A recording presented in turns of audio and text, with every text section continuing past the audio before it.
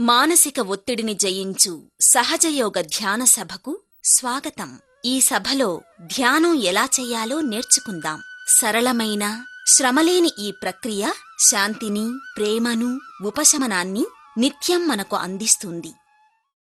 శాస్త్ర సాంకేతిక రంగాల్లో త్వరితగతిన మార్పులు సంభవించిన ఈ ప్రపంచంలో సాధారణ జీవితమూ ఒక సమస్యగా మారింది.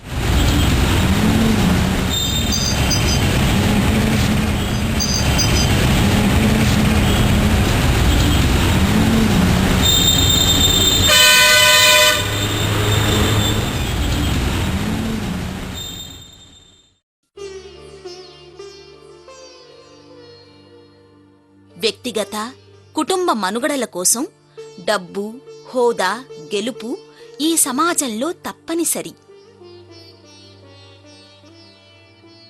వ్యక్తిగత లక్ష్యాలకు చేరువయ్యే ప్రక్రియలో మనం మానసిక ఒత్తిడికి లోనవుతున్నాం. ఓ కార్డియాలజీ ప్రొఫెసర్ ఏమన్నారంటే, మానసిక ఒత్తిడి వలన వ్యక్తి తన జీవితంపై పట్టు కోల్పోయి ఊహా వాస్తవాల మధ్య నలిగిపోతున్నాడు. మానసిక ఒత్తిడిని జయించుటకు చేయు నిరంతర కృషి అనేక మానసిక, శారీరక వ్యాధులను కలిగిస్తుంది. విచారం, ఒత్తిడి, కోపం, ఆశ, అహం మన నరాలను ఉత్తేజపరచి నాడీ మండలాన్ని బలహీనపరుస్తుంది. రక్తపోటు, గుండె చప్పుడు మొదలగు వాటినెన్నింటినూ శాస్త్రం ద్వారా తెలుసుకుని శారీరక స్థితిని అంచనా వెయ్యవచ్చు. వ్యాధి వ్యాప్తి చెందడానికి కొన్ని కారణాలనైతే శాస్త్రం చెప్పగలదేమో కాని వ్యాధి ఎందుకు వ్యాప్తి చెందిందో ఖచ్చితంగా వివరించలేదు. మానవ శరీరంలోని అంతర్గత శక్తులను గుర్తించలేకపోవటమే దీనికి ప్రధాన కారణం. మన నాడీ మండల నిర్మాణాన్ని, స్పర్శగుణాన్ని గుర్తించే అవయవాలుగా మాత్రమే అనుకుని తక్కువగా అంచనా వేసుకున్నాం. మనలోని చికాకును అధిగమించడానికి ఎన్నో అనుకూల పద్ధతులున్నాయి. లక్ష్య నిర్దేశన, హాస్యం, వ్యాయామం, సంగీతం, కెఫీన్, నికటిన్లను తగ్గించుట, పౌష్టికాహారం తీసుకొనుట, ఇంకా ఎన్నెన్నో. కాని ఈ పద్ధతులను శాశ్వతంగా ఎందుకు ఆచరించటం లేదు? తాత్కాలిక ఉపశమనం పొందగాని వాటిని విడనాడి మళ్లీ చిక్కుల్లో చిక్కుకుంటున్నాం. బాహ్య సంఘటనల వలన కాక వాటిని అర్థం చేసుకోలేని పద్ధతులే ఒత్తిడికి కారణం. మానసిక ఒత్తిడిని బాహ్య కారణంగా కాక అంతర్గత కారణంగానే చూడాలి. ఒత్తిడిని జయించుటకు ఈ పద్ధతులను ఎప్పుడు ఆచరిస్తామో అప్పుడు మానసికంగా మనం ఒత్తిడిని జయించినట్లే. బాహ్య వాతావరణంపై కాకుండా ఎప్పుడైతే మన దృష్టిని అంతర్గత విషయాలపై లగ్నం చేస్తామో అప్పుడే ఒత్తిడిని జయిస్తాం. మానసిక ఒత్తిడిని జయించాలంటే దృఢమైన సంకల్పముంటే చాలు. దీనికోసం మనమేం చెయ్యాలంటే మన కోసం కొంత సమయం కేటాయిస్తే చాలు. సహజయోగ ధ్యానం ఒక సహజమైన, సజీవ ప్రక్రియ. దీనిని కోరుకున్న ప్రతి ఒక్కరూ ప్రశాంతమైన, ఆనందమైన అనుభూతిని పొందగలరు. సహజయోగం ద్వారా అంతర్గత నాడుల గురించి మరియు నాడీ వ్యవస్థలోని చక్రముల గురించి తెలుసుకోవచ్చు. అంతర్గత సూక్ష్మ వ్యవస్థ మన యొక్క భౌతిక, బుద్ధి కుశలత, భావోద్వేగ, ఆధ్యాత్మిక స్థితిగతులను సరిచేస్తుంది. సరళమైన, సులభమైన రీతిలో మనలను గురించి మనం తెలుసుకొను ఒక రకమైన ధ్యానమే ఈ సహజయోగం. విత్తనాలు మొలకెత్తటం, పువ్వులు వికసించటం, కాయలు పండటం రోజూ చూస్తూ ఉంటాం. కాని అవి ఎలా జరుగుతున్నాయో ఆలోచించం. ఓ శక్తి ఈ పని చేయిస్తుంది. మన శరీరంలోని ఓ పరికరం ద్వారా ఈ శక్తిని తెలుసుకోవచ్చు. కాని దాని మాతృకకు జతచేయనిదే ఏ పరికరమూ పనిచేయదు. ఎప్పుడైతే ఆ శక్తితో జతకలిశాక కలుగు ఫలితాల వలన మనలో దాగి ఉన్న అంతర్గత శక్తి బహిర్గతమైనప్పుడు మనం ఆశ్చర్యపోతాం. ముందుగా ఈ కలయిక మానసికం కాదని మనం అర్థం చేసుకోవాలి. ఈ కలయిక ఒక విస్తృతమైన పద్ధతి ద్వారా మాత్రమే జరుగును. అదే సహజయోగం యొక్క పునాది. కేంద్ర నాడీ మండల వ్యవస్థ ద్వారా సాధ్యపడు పరిణామ క్రమంలో ఇదే ఆఖరి మెట్టు. తల్లి గర్భంలోని పిండము 2-3 నెలల వయసు ఉన్నప్పుడు ఎన్నో చైతన్య కిరణాలు మెదడులోనికి ప్రవేశించి జ్ఞానాన్నిస్తాయి. మెదడు ప్రిజం వలె ఉండుట వలన ఈ జ్ఞానరేఖలు అంటే చైతన్య రేఖలు దానిపై పడి పరావర్తనం చెంది 4 ప్రధాన నాడులుగా స్థిరపడతాయి. పింగళ నాడి అంటే కుడివైపు, ఇడానాడి అంటే ఎడమవైపు, సుషుమ్న నాడి కేంద్ర నాడీ వ్యవస్థ. ఈ సూక్ష్మ శక్తి మెదడులోని కేంద్రాల ద్వారా ప్రవేశించి అక్కడి నుంచి చక్రములు అను 6 కేంద్రములకు వ్యాపిస్తాయి. దీనిని ప్లెక్సస్ అని వైద్యశాస్త్రంలో అంటారు.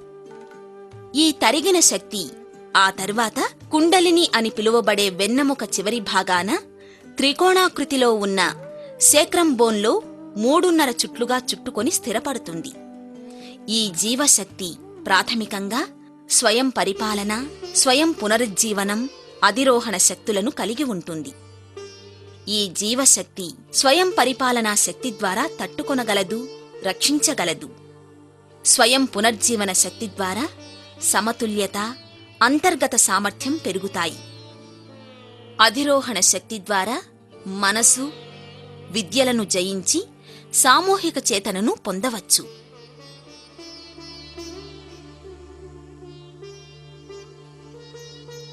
గతంలో తీరని కోరికల గురించి ఆలోచిస్తూ ఉంటే ఎడమ భాగంలో గల నాడి బలహీనపడుతుంది.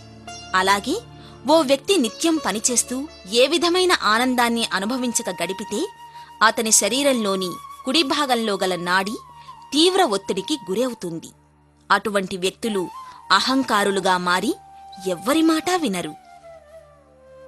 అటువంటి వారు దురుసుగా ప్రవర్తిస్తూ ఇతరులపై పెత్తనం చేస్తూ సంతోషిస్తారు.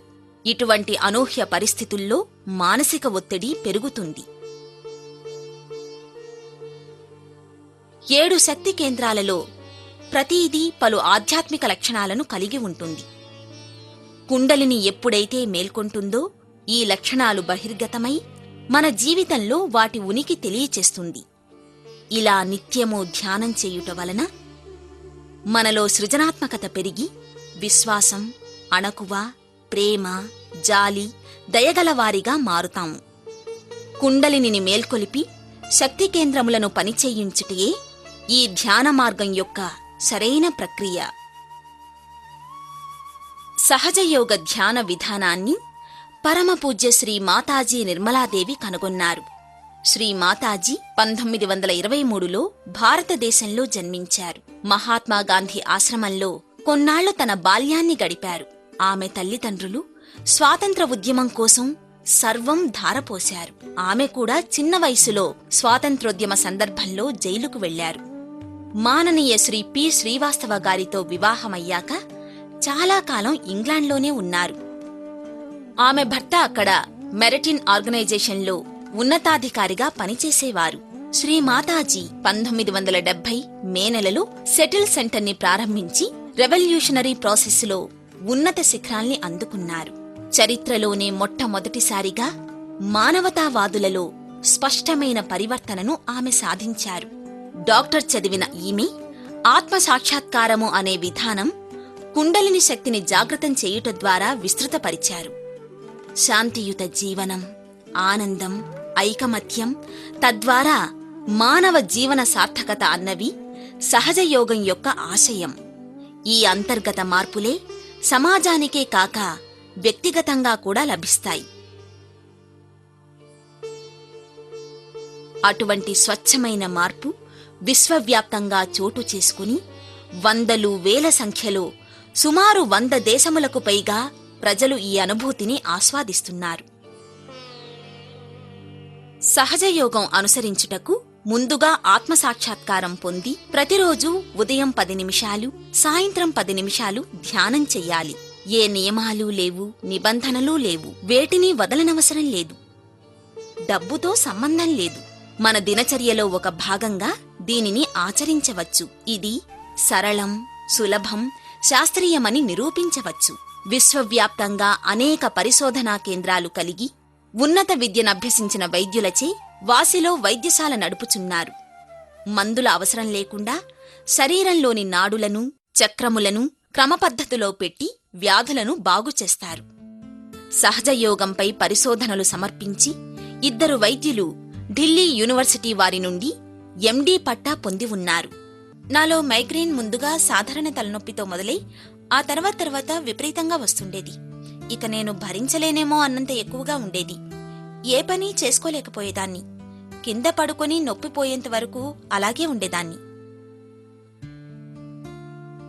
ధ్యానం ద్వారా సాధారణ ఆరోగ్యం మెరుగవ్వడమే కాక శారీరక, మానసిక ఉల్లాసాన్నిస్తుంది. ఈ ధ్యానం మైగ్రేన్, ఆస్థమా, అధిక రక్తపోటు మొదలైన ఎన్నో నయం కాని వ్యాధులను గుర్తించి వాటిని దరిచేరనీయదు. ధ్యానం చేస్తున్నప్పుడు కుండలిని శరీరమంతటా ఈ చివర నుండి ఆ చివర వరకు శక్తిని అందిస్తుంది. పరిశోధకులకు ధ్యానం ద్వారా మెదడు చురుకుగా ఎలా పనిచేస్తుందన్నది అర్థం కావటం లేదు. అనుభవమున్న ధ్యానికులనెందరినో పరిశోధించి వాటి ఫలితాల కోసం పరీక్షకు పంపి ఉన్నారు. ధ్యానికులు విశ్రాంతి తీసుకున్నప్పుడు ఆల్ఫా మరియు డెల్టా బ్రెయిన్ వేవ్స్ ను కనుగొన్నారు. ఇంకా పరిశోధకులు వీరిని పరిశీలించినప్పుడు టీటా వేవ్స్ కనిపించినప్పుడు వారెంతో ఆశ్చర్యపోయారు. ఇంకా వీటి గురించి పూర్తిగా తెలుసుకోవటం వారికో పరీక్షగానే ఉంది.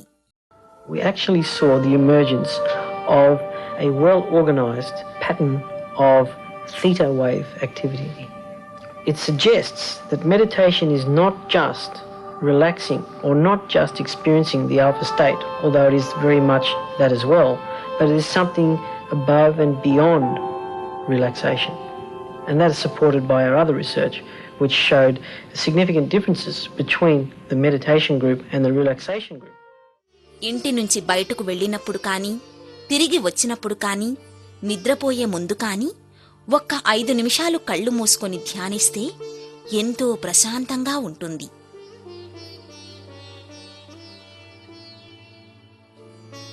సహజ యోగం మనలో నిగూఢమైన శక్తిని ఉత్తేజపరచి ఒక నూతన అనుభూతిని అందిస్తుంది. బాధలు, ఒత్తిడి, వ్యాధుల గురించి మరచిపోయి ప్రశాంతమైన, నిర్మలమైన సామ్రాజ్యానికి దారి చూపిస్తుంది సహజ యోగం. దీనిని ఉపయోగించు శక్తి మనందరిలో ఉంది. ఇక అడగటమే మన వంతు, ఇక ఆచరించడమే మన వంతు.